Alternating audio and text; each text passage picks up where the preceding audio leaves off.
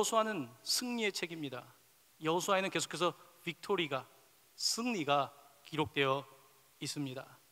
하지만 여호수아가 끝나고 사사기는 여호수아와는 대조되는 패배의 이야기가 지속적으로 나타나고 있는 것을 보게 됩니다. 2년차 슬럼프라고 하는 말을 들어보신 적 있으실 겁니다. 소포모어 슬럼프, 2학년 슬럼프, 아니면 2년차 슬럼프라고 말을 할 수 있습니다. 보통 운동선수 중에 신인 선수들, 루키라고 하죠.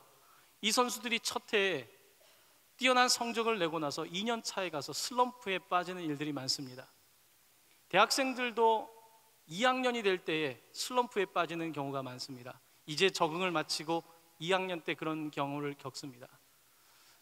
TV 프로그램이나 다른 프로그램들 중에도 1년 차에는 성공하지만 2년 차에 성공하는 것이 어렵기 때문에 2년차 슬럼프라고 하는 말을 사용합니다. 2년차 슬럼프에 빠질 때는 1년차 때 가지고 있었던 열정과 성공하는 자세가 흐트러지게 되고 몸에 힘이 들어가면서 실패를 경험하게 됩니다. 에너지를 다 쏟고 나니까 이제 에너지가 없고 2년차에 가서 비틀비틀하게 되는 것입니다. 전반전을 크게 이기다가도 후반전에 무너지는 경우가 있습니다. 그 이유는 전반전에 쏟았던 에너지와 그 자세를 잃어버리고 후반전에는 우리 팀의 전략이 아니라 상대방의 전략에 휘말리게 되면서 경기에 실패하게 되는 경우를 바라보게 됩니다. 여호수아는 전반전에 승리했던 백성이었습니다. 하지만 사사기 후반전에 가면 그들은 하나님께서 주신 전략, 하나님의 말씀대로 율법을 따라 승리하는 방법을 포기하게 되고 가나안의 방법대로 상대방의 전략에 말려들면서 실패를 경험하게 됩니다.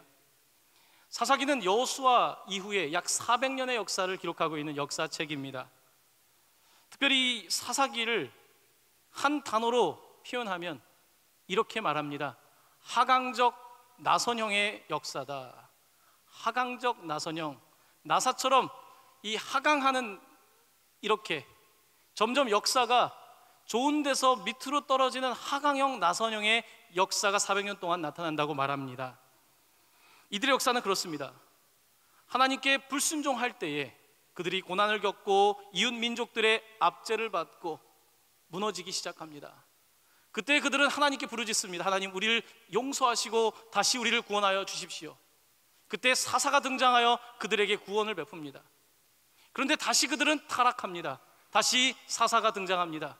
이렇게 약 12명의 사사가 사사기에 등장하면서 그들은 서서히 조금씩 더욱 타락하는 하강형 나선형의 역사를 살아갑니다.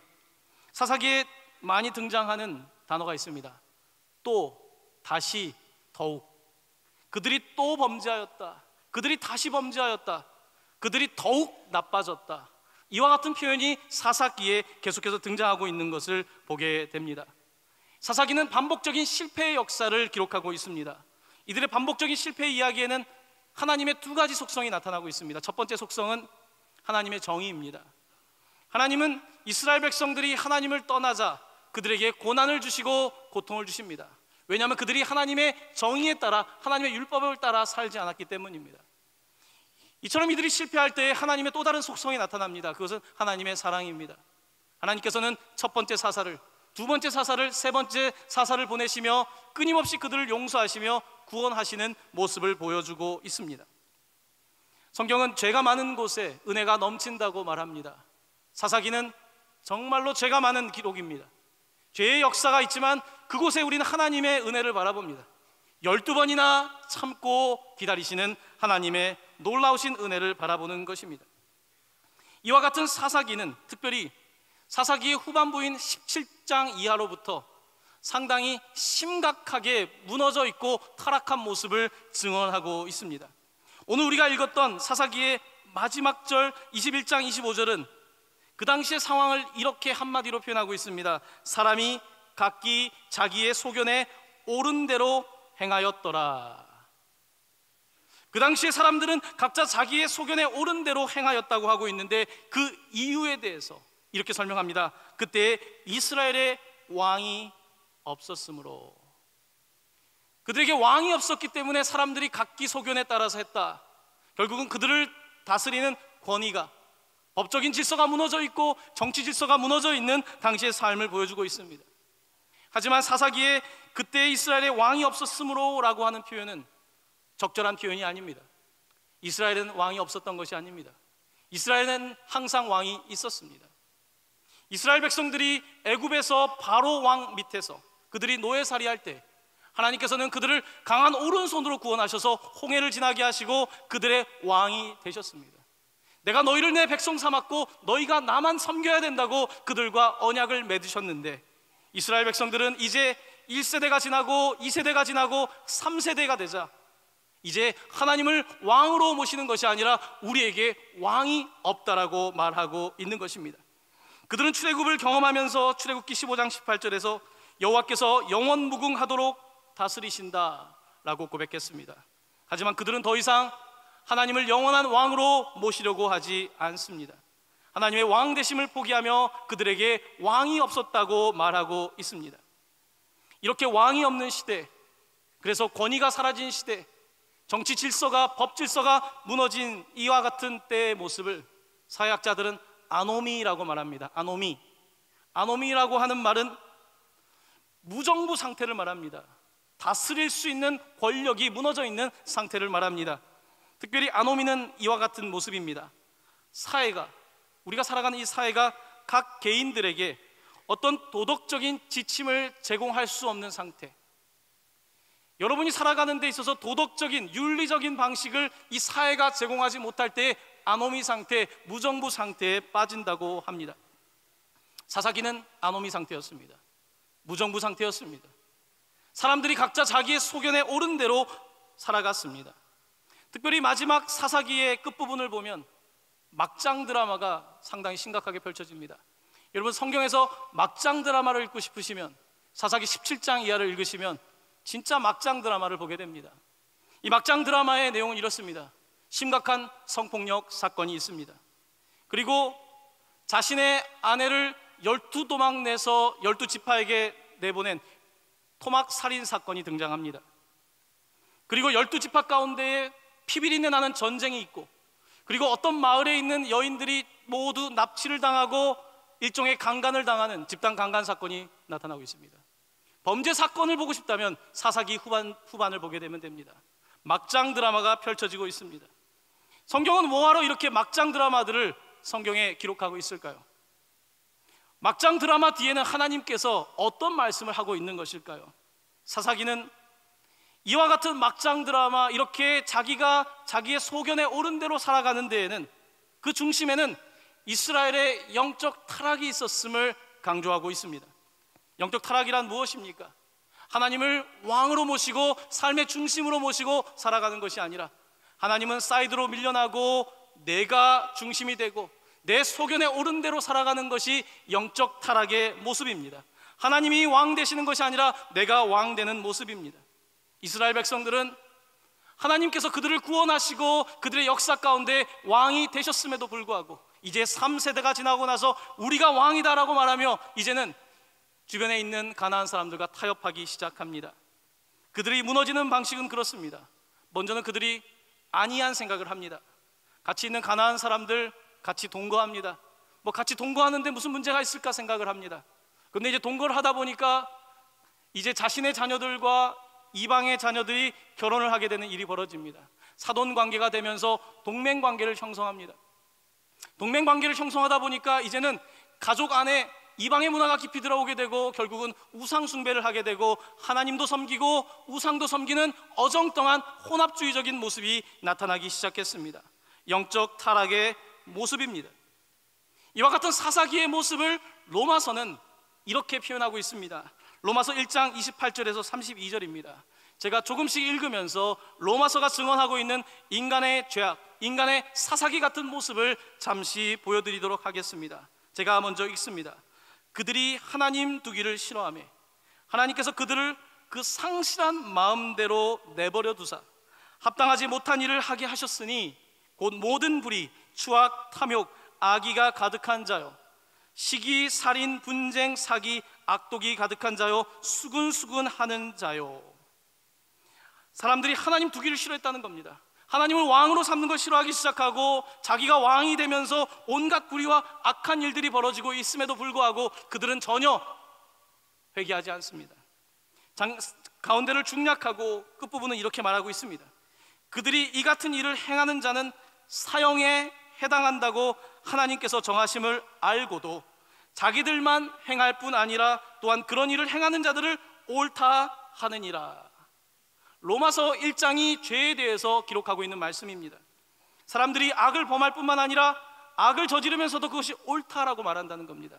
나만 악할 뿐만 아니라 상대방의 죄에 대해서도 옳다. 다 자기의 소견에 옳은 대로 살아가고 있는 이 죄의 모습을 로마서는 이렇게 기록하고 있습니다. 사람은 자기에게 기준이 될 수 없습니다. 내가 내 삶의 기준이 된다는 것은 착각입니다. 환상입니다. 절대로 나라는 죄인은 나에게 그런 기준이 될 수 없는 사람입니다. 조금만 나에게 이익이 오면 넘어지는 사람입니다. 조금만 이익이 오면 타협하는 사람입니다. 하나님보다는 내가 중심에 있고자 하는 그 경향성이 우리를 온전한 범죄로 몰아넣고 있는 그와 같은 본성을 가진 사람들입니다. 이것이 당시 사사기의 모습이었습니다. 오늘 우리가 두 번째로 읽은 사무엘상 8장에는 마지막 사사 사무엘의 이야기가 등장합니다. 사무엘은 마지막 사사입니다. 이 마지막 사사인 사무엘에게 이스라엘 백성들이 와서 요청합니다. 이제 당신은 늙었습니다. 이제 영적 지도자 사무엘, 당신의 시대가 저물고 자녀들은 사사가 될 만큼 영적인 카리스마를 가지고 있지 않은데 이제 우리에게 왕을 세워 주십시오. 우리도 다른 나라처럼 왕을 세웠으면 좋겠습니다. 당시에 애굽이나 옆에 있는 아수르나 다른 나라들은 대부분 왕을 가지고 있던 시대였습니다. 여러분, 사람들은 왜 왕을 세웁니까? 왕을 세우면 세 보이기 때문입니다. 다른 제국들은 왕을 세우며 강력한 제국을 형성하고 있는데 우리는 왕이 없이 언제까지 이렇게 살아가야 되는가? 그들은 반문하기 시작하며 우리에게도 왕을 주십시오. 하지만 그들은 그들에게 이미 왕이 있다는 사실을 잊고 있었습니다. 하나님께서 그들의 왕 되심에도 불구하고 그들은 우리도 다른 나라처럼 왕을 주십시오. 우리도 센 척하고 싶습니다.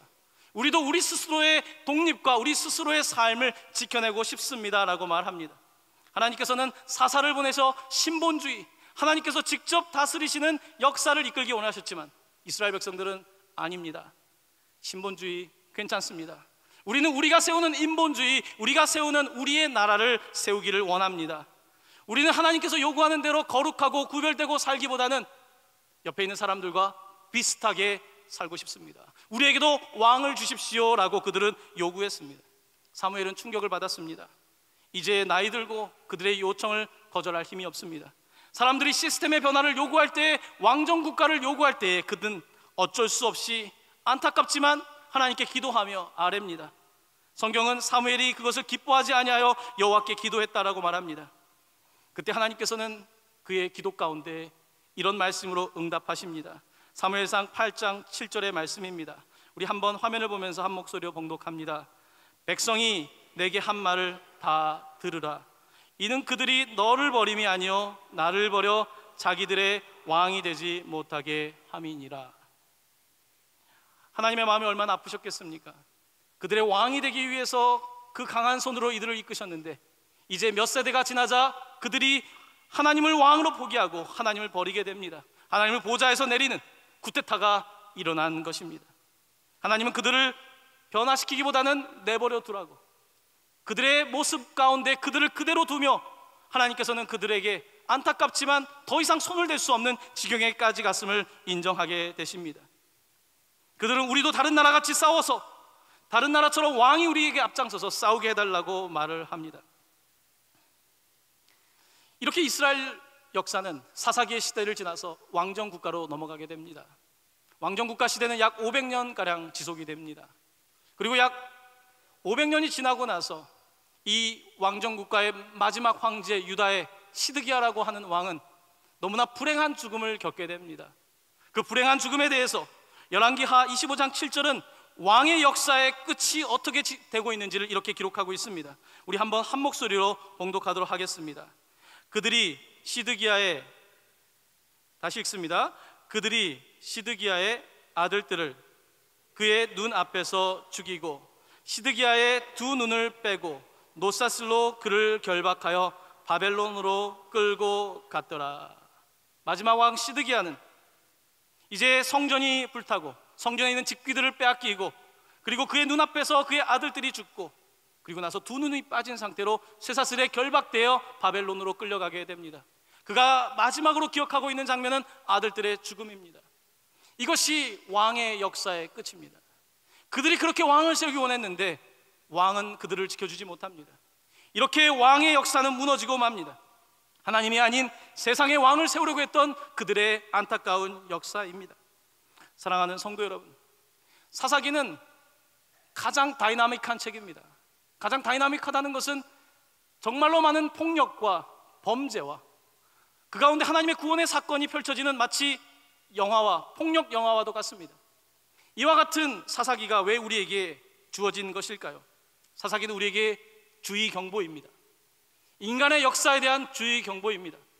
사람이 하나님이 되려고 할 때, 각자가 자기의 소견대로 옳은 삶을 살아갈 때 얼만큼 그 사회가 무정부 상태가 될 수 있는지, 그 사회가 얼마나 혼탁해질 수 있는지, 얼마나 타락할 수 있는지, 얼만큼 나선형 하강까지 갈 수 있는지를 보여주고 있는 말씀이라는 것입니다.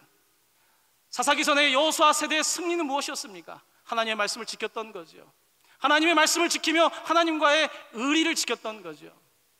하지만 다음 세대는 하나님과 의리를 저버립니다. 다른 사람들과의 동맹을 갖기 시작하고 하나님을 따라가지 않습니다. 요즘 어떤 연예인이 의리 때문에 대박 광고가 나지 않았습니까? 신문 사설에서는 그렇게 이야기를 합니다. 의리 광고가 성공할 수 있었던 이유는 뭡니까? 사람들이 의리가 없기 때문에 의리 광고가 인기를 끈다는 겁니다. 내 몸에 좋은 의리, 식혜, 무지 잘 팔리기 시작했습니다. 의리란 말이 사람들에게 지금 가장 적절한 표현인 겁니다. 광고주들은 머리가 좋습니다. 의리를 찾고 싶어 하는 겁니다. 사사기의 역사는 하나님과의 의리를 저버린 사람들이 겪는, 하나님이 왕이 되지 않고 세상에 다른 왕을 세움으로 겪게 되는 모습입니다. 한국 사회는 굉장히 급격한 변화를 겪고 있습니다. 이렇게 가난했다가 이렇게 잘 살게 되고 이렇게 IT가 발달한 사회는 전 세계에 없습니다. 이와 같은 사회의 특징을 드러내는 한 가지 지표가 있습니다. 그것은 한국의 자살률입니다. 한국의 자살률은 계속해서 세계에서 탑에 들어가 있습니다. 1897년에 현대 사회학의 시조라고 할 수 있는 디르갱이라고 하는 학자는 자살론이라고 하는 책을 발표했습니다. 1897년의 이야기입니다. 그 책의 내용은 우리 시대와 상당히 맞닿아 있습니다. 그 당시에 그가 관찰하기에 자살이 많이 일어났던 지역이 어딘지 아십니까? 경쟁이 심했던 곳, 도시, 그리고 전통적인 가치가 무너지는 곳, 그곳에서 사람들은 경쟁하면서 내가 소속할 곳이 없고, 그리고 종교가 무너지고 어떤 정치 이념이 무너지고 사회 윤리가 무너지면서 나를 붙잡아 줄 힘이 없을 때에 사람들은 마지막 도덕으로서 자살을 선택했다는 이야기입니다. 그것이 디르갱의 이야기입니다. 한국 사회는 어쩌면 사회 해체가 일어나고 있는 시점을 지나가고 있습니다. 사회 해체가 일어나고 있다는 것은 전통적인 가치관이 이제 사람들을 붙잡아 주지 못합니다. 이제는 전통적인 가치관보다는 물질적인 가치관이 우리를 붙잡고 있습니다. 이제는 기독교에서 우리가 배웠던 복음의 가치도 우리를 붙잡고 있지 못하는 것 같은 느낌을 받습니다. 왜냐하면 그 가치관들이, 기독교의 진리가 우리가 귀로는 들었지만 우리 안에 아직 내재화되고 체화되지 않았기 때문입니다. 그래서 교회 안에서는 그리스도인이지만 교회 바깥에서 그리스도인이 되지 않는 우리의 모습들 때문에 사회 부패를 막을 길이 없다는 자각에 이르게 되는 것입니다. 한국 사회는 이제 점점 개인주의 사회로 치닫고 있습니다. 예전에는 서로 이웃 간에 정을 나누는 사회였습니다. 하지만 이제는 정이 별로 없습니다. 저희 수요 예배를 정기도회로 바꿨습니다. 정기도회. 단순합니다. 정이 필요하기 때문입니다. 누군가가 정을 나눌 수 있는 공간을 만들어야 되기 때문에 정기도회라는 이름을 한번 써본 겁니다. 정이 있는 곳에서는 자살이 별로 없습니다. 정이 없는 곳에 자살률이 높아집니다. 이제 결혼하지 않는 사람들이 늘어납니다. 디르갱에 의하면 가족 수가 많은 사람들은 자살률이 낮습니다. 그것은 나를 지켜주는 사람들이 있고 삶을 나누고 내 바깥에 어떤 가치를 따라갈 때 사람들의 삶의 의미를 느낍니다.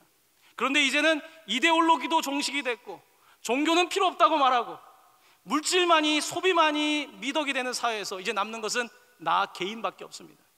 옆에 동료도 이제 우리를 붙잡아줄 누구도 없는 나 개인, 신도 없는 나 개인이 될 때에 내가 나를 지켜낼 수 있겠습니까? 나 개인이 선택할 수 있는 최악의 최선의 보루는 바로 자살입니다. 자살은 자기가 자기를 죽이는 일이라고 하죠. 하지만 자살은 사실 자살이 아닙니다.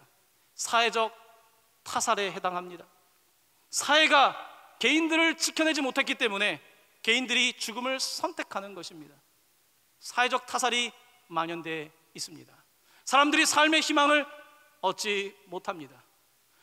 우울증에 빠진 사람은 자살이라고 하는 극단적인 방법을 선택하고, 또 다른 축에 있는 사람은 방화를 저지르거나 묻지마 살인을 통해서 자신의 분노를 표현합니다. 자기를 죽이던 남을 죽이던 같은 결과를 갖게 되는 것입니다. 이제 한국 사회에 이와 같은 사회적인 모습이 점점 만연하고 있습니다. 이와 같은 때에 교회는 무엇을 해야 될까요? 전통적으로 교회는 그 사회를 붙잡아주는 역할을 하는 것입니다. 종교의 역할은 그 사회를 붙잡아주는 것입니다. 사람들의 마음을 붙잡아주고 사람들을 결속시키는 능력을 갖는 거지요. 오늘 이 자리에 우리가 함께 모여서 함께 예배를 드리는 것은 하나님을 예배하기도 하지만 하나님의 백성들로서 우리가 결합되고 이 시대 가운데 우리의 소명을 다시 다지는 그런 모습을 갖는 것입니다. 제가 상담 일을 하면서 알게 된 사실이 있습니다. 어떤 사람들은 자기 스스로 걸어서 정신병원에 입원하기를 원합니다. 너무 힘들다는 겁니다. 잠을 자고 싶다는 겁니다. 정신병원에 가는 것만이 나에게 도피성이라고 말하는 사람들의 이야기를 들은 적이 있습니다. 어디 갈 곳이 없어서 내가 도피할 곳이 없는데 아프다고 말하면, 정신질환이라고 말하면, 자살을 기도하면 정신병원에서 받아주기 때문에 정신병원에 들어가는 것입니다. 자, 미국의 병원에서 근무할 때 자살 기도하는 사람들을 수없이 봤습니다. 그들은 이제 자살을 기도하게 되고 신고를 받고 오게 되면 정신병원에 무료로 지낼 수가 있습니다. 이것이 미국 사회에 제가 보았던 모습입니다. 한국 사회도 다르지 않습니다. 성경은 범죄한 사람에게도 도피성을 제공한다고 말하고 있습니다. 교회는 도피성이 되어야 합니다. 사람들이 갈 곳 없을 때 그래도 교회에 가면 밥 한 끼를 먹을 수 있는 곳이라는, 그래도 교회에 가면 누군가가 나를 위해서 기도해 준다는, 그래도 교회에 가면 나는 별 볼 일 없지만 내 삶의 목적을 찾을 수 있겠다라고 생각할 수 있는 그와 같은 등불이 되어야 되는 것입니다. 교회의 역할이 중요합니다. 이제 공동체가 무너지고 사회가 무너질 때 교회가 더 교회다워져야 합니다. 교회는 목마른 사람들이 찾을 수 있는 오아시스가 되어야 합니다. 교회는 사람을 붙잡아주는 마지막 보루가 되어야 합니다. 교회는 이 사회의 부패 속에서 사람들을 마지막 붙잡는, 적어도 조금 더 높은 도덕적인 가치를 유지하는 그와 같은 공동체가 되어야 합니다. 그런 가치를 놓치게 될 때에 그 사회는 사사기의 막장 드라마보다 더한 막장 드라마로 치달을 수밖에 없는 것입니다. 사랑하는 성도 여러분, 여러분에게는 이미 왕이 있습니다. 우리에게는 이미 왕이 있습니다. 그 왕은 12번이나 사사를 보내시며 우리를 구원하시려고 하는 왕입니다. 그 왕은 사사기로부터 약 1000년, 사무엘로부터 약 1000년이 지난 이후에 자기 자신이 이 땅에 오셔서 자기를 내어주시는 예수 그리스도 오신 만왕의 왕이신 그런 왕이십니다. 성경은 우리에게 증언하고 있습니다. 세상에 어떤 왕이 자기 백성을 위하여 목숨을 내어놓을까? 세상에 어떤 왕이 자신의 백성을 위하여 모든 것을 내어놓으며 그들을 살릴까? 성경은 이 사실을 우리에게 증언하고 있는 것입니다. 여러분, 무엇을 왕으로 모시며 살고 있습니까? 여러분도 모르게 어느 순간에 잘못된 것과 동거하고 있지 않습니까? 이미 결혼관계에 들어가지 않았습니까? 이미 우상 숭배가 깊이 들어와 있지 않았습니까? 이미 무너진 모습들 가운데 안타까워하고 있지 않습니까? 사랑하는 성도 여러분, 하지만 하나님께서는 우리를 놓지 않으십니다. 하나님의 사랑은 우리를 놓지 않으십니다. 어떠한 상황에서도 하나님께 부르짖을 때에 그는 우리에게 다시 구원자를 보내시는 분입니다. 여러분의 삶이 어떤 환경에 있을지라도 다시 한번 여러분의 왕을 만나게 되시길 바랍니다. King of Kings, 왕 중의 왕 되신 예수 그리스도를 만날 때에 여러분의 삶에 여러분을 붙잡아주는 힘이 생기기 시작할 것이고, 그분이 여러분을 붙잡아줄 때에 어떠한 삶의 상황에서도 넉넉히 승리할 줄로 믿습니다. 하나님의 능력과 은혜가 여러분들과 함께 계시기를 간절히 축원합니다.